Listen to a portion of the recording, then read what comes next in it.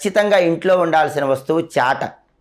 ఈ రోజుల్లో చాలామంది ఇళ్లలో చాటలు కనిపించటం లేదు, కానీ చాట అనేది లక్ష్మీ స్వరూపము.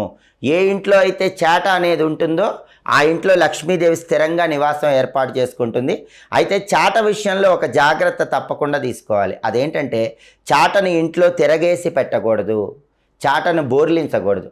చాటను బోర్లిస్తే జ్యేష్ఠాదేవి దరిద్ర దేవత ప్రవేశిస్తుంది, లక్ష్మీదేవి వెళ్ళిపోతుంది. కాబట్టి ఎప్పుడైనా బియ్యం చెరిగే చాటను బోర్లించకండి, తిరగేసి పెట్టకూడదు. అలాగే చీపురు ప్రతి ఒక్కరి ఇంట్లో ఉంటుంది, అది కూడా ఐశ్వర్యాన్ని కలిగిస్తుంది. కానీ చీపురుని సరిగ్గా వినియోగిస్తేనే ఐశ్వర్యం కలుగుతుంది. ఎవరి ఇంట్లో అయినా సరే విరిగిపోయిన చీపురుతో ఇల్లు చిమ్మారనుకోండి, ఆర్థిక ఇబ్బందులు పెరుగుతాయి.